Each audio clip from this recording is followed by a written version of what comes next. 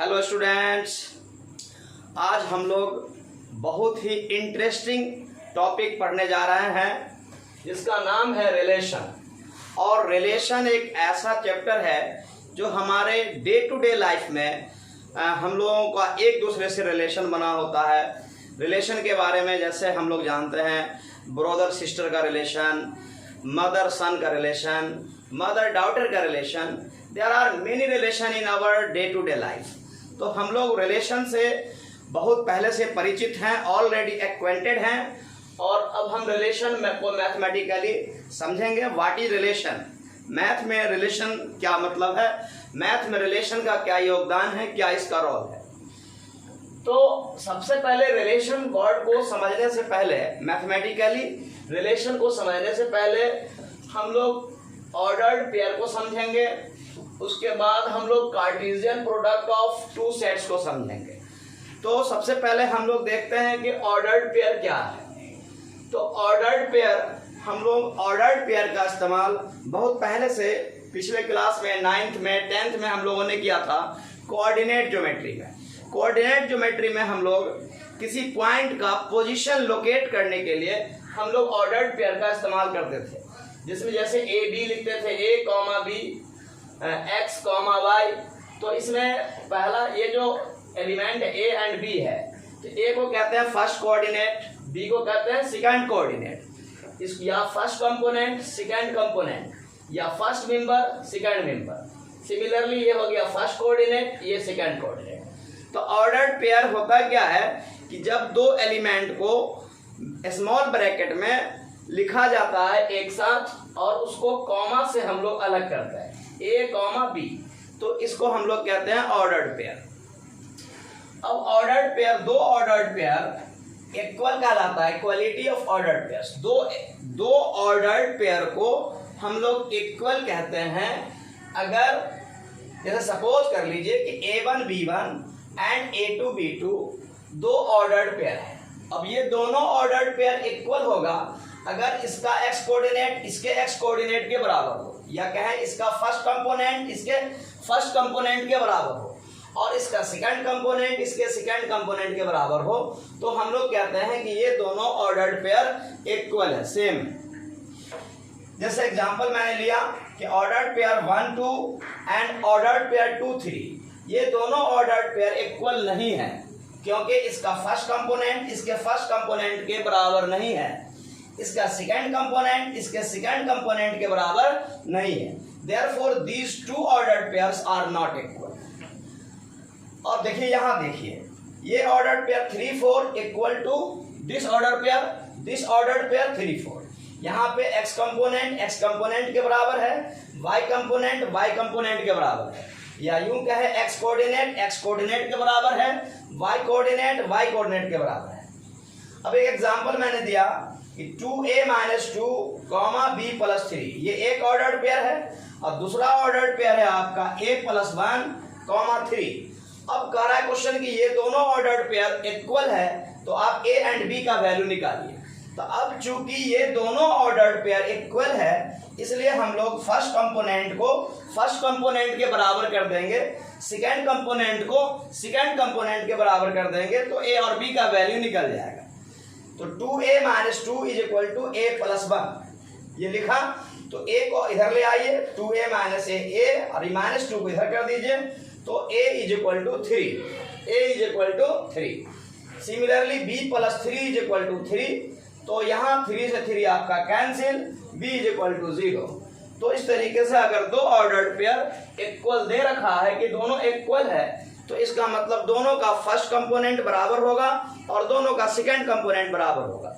यहाँ पे first component को फर्स्ट कंपोनेंट के बराबर कर दिया गया और सेकंड कंपोनेंट को सेकंड कंपोनेंट के बराबर कर दिया गया, तो a और b का वैल्यू निकल गया।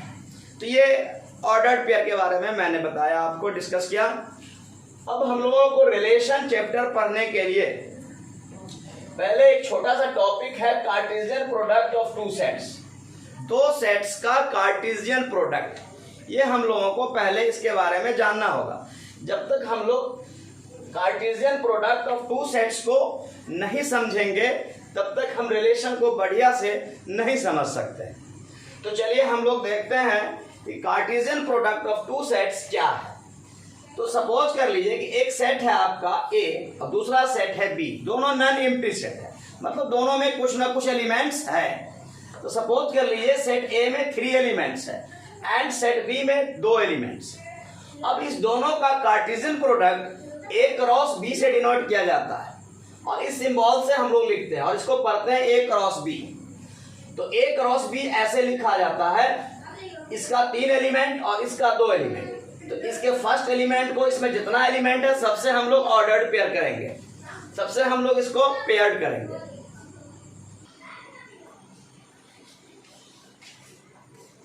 तो हम लोग Cartesian product of two sets, तो ए एंड बी 2 सेट है, इसके कार्टेशियन प्रोडक्ट को ए क्रॉस बी से डिनोट करते हैं, यानी ए इंटू बी लिखते हैं लेकिन पढ़ते हैं ए क्रॉस बी। अब ए क्रॉस बी कैसे बनाते हैं? अब इसमें देखिए 3 एलिमेंट्स है, इसमें 2 एलिमेंट्स है, तो इसका फर्स्ट एलिमेंट लेंगे और इसमें जितना एलिमेंट है सबसे बारी बारी से हम 1 बाई 1 हम लोग ऑर्डर्ड पेयर तैयार करेंगे।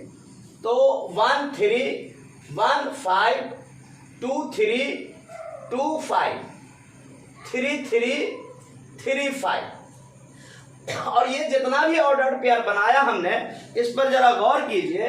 तो इस सारे ऑर्डर्ड पेयर का फर्स्ट कोऑर्डिनेट फर्स्ट सेट में बिलोंग करता है, सेकंड कोऑर्डिनेट सेकंड सेट में बिलोंग करता है। जैसे 1 5 को देखिए, तो 1 आपको फर्स्ट सेट में बिलोंग करता है, 5 आपको सेकंड सेट में बिलोंग करता है। 2 3 देखिए, 2 आपको बिलोंग करता है फर्स्ट सेट में, चूंकि ये फर्स्ट कोऑर्डिनेट है, फर्स्ट कंपोनेंट है, और 3 बिलोंग करता है सेकंड सेट बी में। तो याद रखें कि जब भी ए क्रॉस बी का या किसी भी 2 सेट का कार्टेशियन प्रोडक्ट लिखेंगे ऑर्डर्ड पेयर में, तो उसका फर्स्ट कोऑर्डिनेट मतलब के फर्स्ट कंपोनेंट फर्स्ट सेट में बिलोंग करेगा एंड सेकंड कोऑर्डिनेट मतलब के सेकंड कंपोनेंट सेकंड सेट में बिलोंग करेगा। अब इसको सिंबॉलिकली देखिए कैसे लिखते हैं। अगर सपोज करते हैं कि A cross B is equal to A B, इसका एलिमेंट है, और सच दैट यहां पर कह रहा है कि ए क्रॉस बी का एलिमेंट है ordered pair A B, such that first component A belongs to set A, first component should always belong to first set A and second component should belong to second set B. यहां मैंने लिख दिया A belongs to first set A and B belongs to second set B. तो Cartesian product 2 set के Cartesian product में जो ordered pair belong करेगा उसका फर्स्ट कंपोनेंट या कहें फर्स्ट कोऑर्डिनेट हमेशा फर्स्ट सेट से होना चाहिए एंड सेकंड कंपोनेंट मतलब सेकंड कोऑर्डिनेट वो सेकंड सेट में बिलोंग करना चाहिए। तो ए क्रॉस बी डिफाइन होगा, otherwise A cross be define नहीं होगा।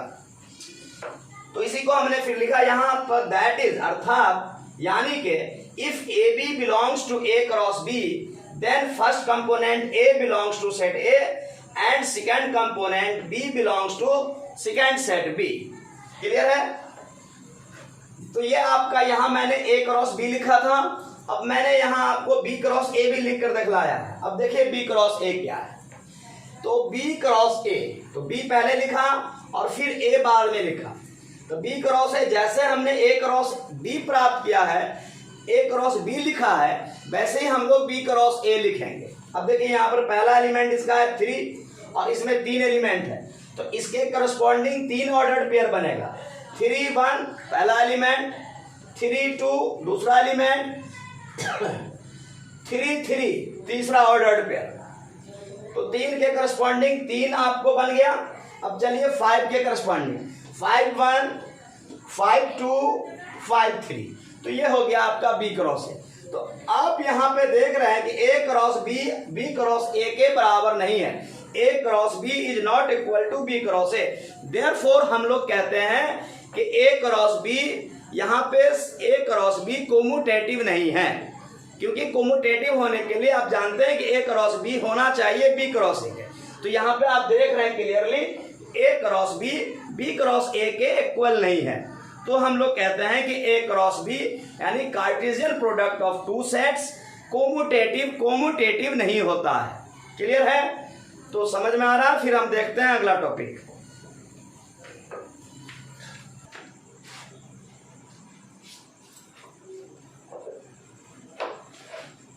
Number of elements in A cross B.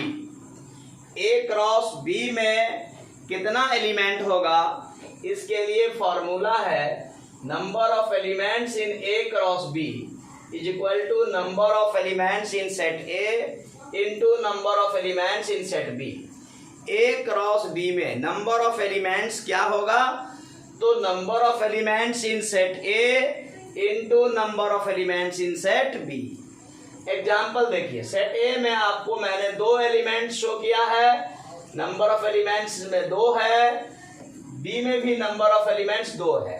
अब ए क्रॉस बी में कितना एलिमेंट होगा, तो हम डायरेक्ट लिख सकते हैं n A into n B. यहाँ पे एन ए लिख दिया गया, मिसप्रिंट हो गया, n A cross B, n A cross B. A cross B में मतलब ए सेट और बी सेट के कार्टेशियन प्रोडक्ट में नंबर ऑफ एलिमेंट्स क्या होगा, तो इस फॉर्मूला से हम लिख सकते हैं number of elements in set A into number of elements in set B, मतलब 2 इंटू 2 इज इक्वल टू 4। और देखिए मैंने ए क्रॉस बी लिख करके भी दिखलाया यहाँ पे। ए क्रॉस बी क्या होगा, तो 1 3 1 4 2 3 2 4, तो 1 2 3 4 एलिमेंट्स है। तो अगर आपको सेट ए दिया हुआ है, सेट बी दिया हुआ है, तो number of elements in A cross B अगर मांग रहा है तो इतना लिखने की जरूरत नहीं है। आप इस फार्मूला को अप्लाई कर देंगे तो number of elements in A cross B निकल जाएगा। ओके, क्लियर है? अब हम लोग देखते हैं, यहाँ पर नोट करके मैंने 1-2 पॉइंट लिखा है कि अगर सेट ए एम्प्टी सेट है या सेट बी एम्प्टी सेट है, दोनों सेट में से कोई भी सेट अगर नल सेट है तो उसका कार्टेशियन प्रोडक्ट भी नल सेट होगा। 1 नंबर पॉइंट। दूसरा नंबर पॉइंट, अगर 2 सेट ए एंड बी का कार्टेशियन प्रोडक्ट एम्प्टी सेट नहीं है, मतलब 5 के बराबर नहीं है, तो ना ही सेट ए एम्प्टी होगा और ना ही बी सेट एम्प्टी होगा। मतलब set A and set B दोनों में से कोई भी नल सेट नहीं होगा। तो ये 2 पॉइंट है, आप इसको याद रखेंगे। अब हम लोग इसको रिप्रेजेंट करने का डिफरेंट मेथड है। जैसे ये मेथड था वैसे ही एक एरो डायग्राम मेथड है। तो एरो डायग्राम नाम से क्लियर है, मतलब उसमें एरो से रिप्रेजेंट करते हैं हम लोग। तो देखिए ए सेट है और ये बी सेट है। तो पहले ए क्रॉस बी मैंने लिखकर दिखला दिया है आपको रोस्टर फॉर्म में। अब हम यहाँ पर एरो डायग्राम से शो कर रहे हैं। यहाँ पे सेट ए लिया गया और ये सेट बी लिया गया। सेट ए में एलिमेंट है 1 2 3 और सेट बी में एलिमेंट है ए एंड बी। तो अब देखिए 1 रिलेटेड है ए से, तो 1 का रिलेशन ए से दिखलाएंगे, एरो लगा देंगे। फिर 1 रिलेटेड है बी से, तो 1 को बी से हम एक लाइन से जोड़ देंगे और इसमें एरो लगा देंगे 1 से बी की ओर। फिर 2 रिलेटेड है ए से, तो 2 रिलेटेड है ए से, 2 रिलेटेड है बी से, 3 रिलेटेड है ए से, 3 रिलेटेड है बी से। तो ये एरो से जब हम लोग शो करते हैं तो इसको हम लोग कहते हैं एरो डायग्राम। इस रिप्रेजेंटेशन को कहते हैं एरो डायग्राम। क्लियर हो रहा है? फिर हम अगला टॉपिक देखते हैं।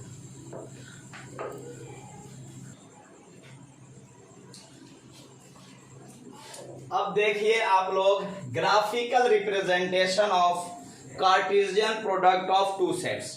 2 सेट के कार्टेशियन प्रोडक्ट का ग्राफिकल रिप्रेजेंटेशन। ग्राफिकली कैसे रिप्रेजेंट करेंगे इसको? सपोज कर लीजिए सेट ए है और ये सेट बी है। अब ए क्रॉस बी लिखना है, तो आप जानते हैं ए क्रॉस बी होगा 1 2 1 4 2 2 2 4 3 2 3 4। इतना सारा एलिमेंट्स होगा, मतलब 3 2 या 6 एलिमेंट्स होगा। अब इसको ग्राफिकली हम लोग कैसे देखेंगे? तो हम लोग क्या करेंगे, एक्स एक्सिस और y एक्सिस लेंगे, ये ओरिजिन है, और x एक्सिस पे सेट A के एलिमेंट्स को शो करेंगे 1 2 3। ऐसे मैंने 4 भी शो कर दिया है, लेकिन 1 2 3, और y एक्सिस पे सेट B के एलिमेंट्स को शो करेंगे 1 2 3 4। यहां तक है, क्योंकि 2 4 ही इसमें एलिमेंट है, तो हम 1 1 का डिस्टेंस ले रहे हैं, 1 यूनिट, इतने बड़े यूनिट को हम 1 कर रहे हैं, फिर ये इतना 2 हुआ, 3 4 वैसे यहां लिया है 1 2 3 4। अब देखिए हमारा ऑर्डर्ड पेयर क्या बनेगा 1 2, तो 1 और इसका 2, मतलब x coordinate 1 y coordinate 2, x coordinate 1 y coordinate ये 2, तो ये दोनों का जो पॉइंट ऑफ इंटरसेक्शन है x कोऑर्डिनेट और y कोऑर्डिनेट का, ये पॉइंट ऑफ इंटरसेक्शन है, तो इसको हम लोग पॉइंट आउट कर देंगे, इसको हम डॉट से शो कर देंगे, पॉइंट से। फिर वैसे ही आप देखिए 1 4, अगला हमारा जो ऑर्डर्ड पेयर है 1 4, तो 1 ये हुआ, इस पर 4 यहाँ हुआ, तो 1 और 4 के सामने हम लोग ये पॉइंट ऑफ इंटरसेक्शन है, इसको हम लोग मतलब कि इसको पॉइंट आउट कर देंगे।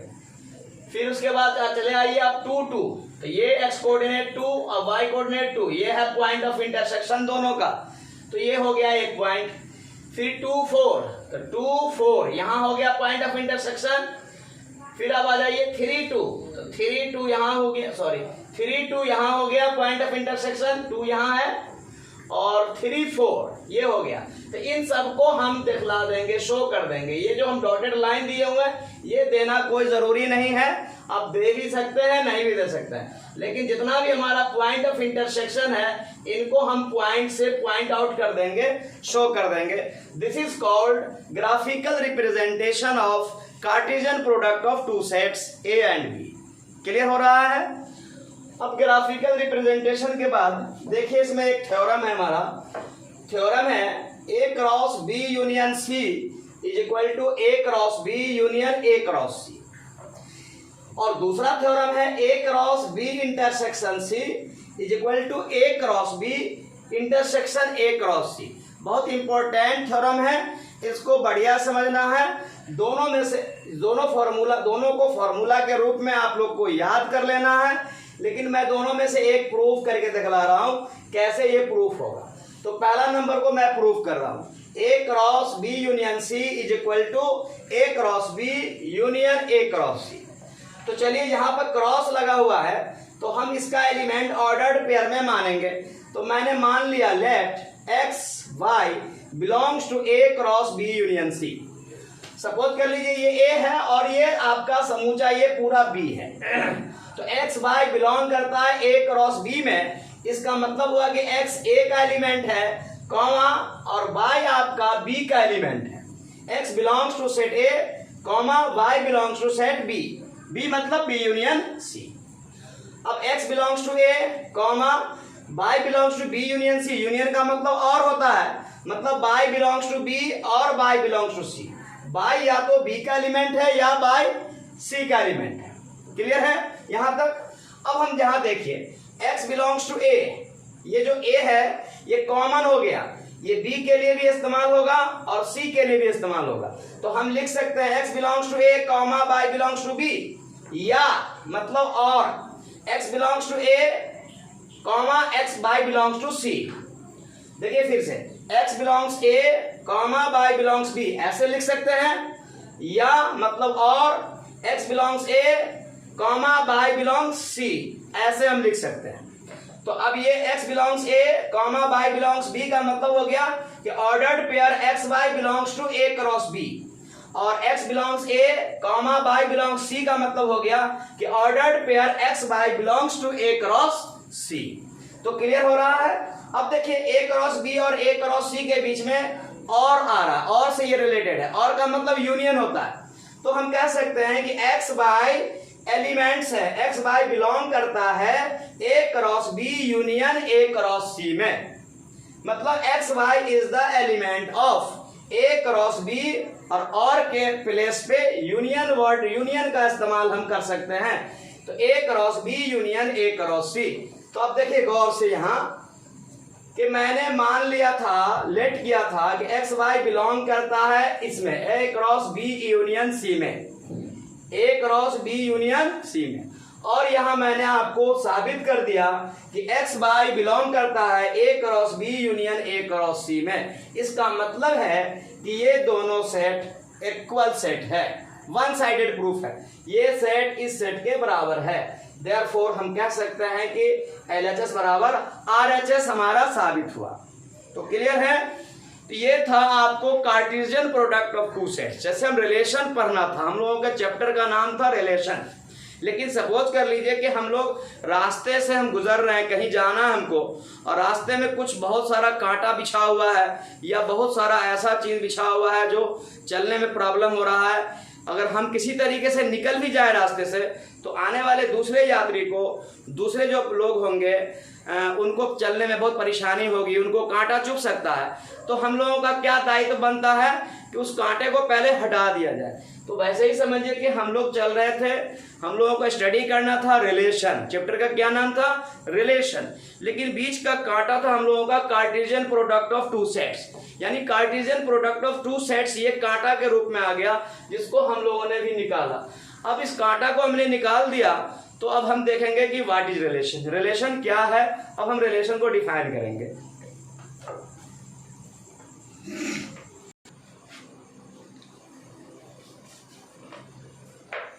अब हम लोग रिलेशन को डिफाइन करेंगे। हमारे चैप्टर का नाम था रिलेशन, और रिलेशन पढ़ने के दरमियान during the study of relation हम लोगों को बीच में आ गया था, मिल गया था Cartesian product of two sets. तो मैंने पहले Cartesian product of two sets देखा, अब हम लोग रिलेशन देख रहे हैं। तो पहले रिलेशन को मैथमेटिकली हम लोग डिफाइन करते हैं, व्हाट इज रिलेशन। तो यहाँ पर मैंने लिखा कि लेट, मान लिया कि A and B are any two non-empty sets। मान लो कि A and B कोई दो नॉन एम्प्टी सेट है, मतलब उसमें कुछ ना कुछ एलिमेंट्स है, खाली नहीं है, एम्प्टी नहीं है। तब कह रहा है डेफिनेशन आपका, then every subset of A cross B is called a relation from set A to set B। तब A क्रॉस B के एवरी सबसेट को, तब A क्रॉस यानी सेट A क्रॉस B के सेट A क्रॉस B के every subset को, प्रत्येक subset को सेट A से सेट B में, सेट A से सेट B में एक रिलेशन कहा जाता है, और इसको कैपिटल लेटर R से डिनोट करते हैं। तो क्लियर है। अब देखिए इसको एग्जांपल से हम समझते हैं कि मान लो कि सेट A है, इसमें 3 एलिमेंट है 1 2 4, और सेट B है आपका, इसमें 2 एलिमेंट है 4 6। अब A क्रॉस B लिखेंगे तो इसमें 3 2 6 एलिमेंट होगा A क्रॉस B में। उस 6 एलिमेंट में से हमने रिलेशन R में कुछ एलिमेंट्स दिखलाया, 1 4 1 4 1 6 2 4 और 2 6 मैंने नहीं दिखलाया। तो ये 1 2 3 एलिमेंट है। तो अब देखना है आपको, ये देखना है, सोचना है कि R में जितना एलिमेंट्स है, ये सारा एलिमेंट्स, ये total elements A cross B में बिलोंग कर रहा है कि नहीं कर रहा। लेकिन हम देख रहे हैं कि R का प्रत्येक एलिमेंट A क्रॉस B में बिलोंग करता है, उसके अंदर से है ये। तो देयरफॉर यहाँ पर हम कहेंगे कि R आपका A क्रॉस B का सबसेट है, R is subset of A cross B। Therefore according to our definition R is a relation from set A to set B। तब हम लोग डेफिनेशन के अकॉर्डिंग R को सेट A से set B में एक रिलेशन कहेंगे।